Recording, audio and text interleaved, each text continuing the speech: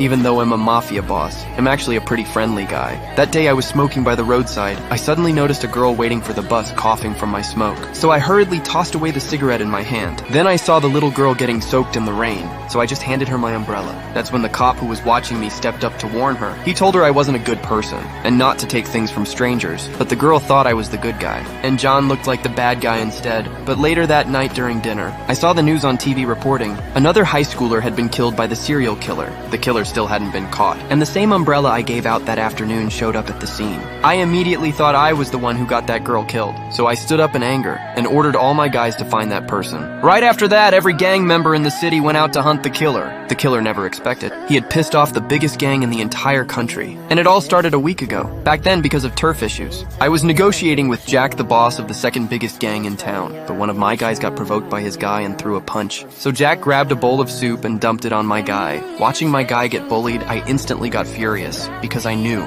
Jack was testing my power and status, so I called over Jack's guy. Then I directly bent his teeth out with my bare hands. Jack got scared by the sight of it. Then I dropped the teeth into a glass of liquor, and the terrified Jack had no choice but to drink it. I won that conflict completely, and Jack, who lost all his pride, now held a deep grudge against me. After the negotiation ended, confident in my strength, I didn't plan to bother my men, and decided to drive home alone, but something unexpected happened. Right after I started driving, suddenly my car got rear-ended. Then a man in black stepped out of the other car. I also got out to check my rear bumper, after seeing nothing serious. I decided to just let him go, but just as I was about to get in my car, the man in black suddenly charged at me like crazy, and stabbed me several times in the waist and body. But even though I was in terrible pain, I still grabbed him, and slammed him to the ground when he got up again. He rushed me with the knife once more, but I'm extremely strong. I quickly found an opening, pinned him onto the car. Then I snatched the knife and stabbed him in the chest. Realizing he couldn't beat me, he jumped back in his car, ran me over, and escaped. I blacked out completely from the impact. Luckily, I was rushed to the hospital soon after.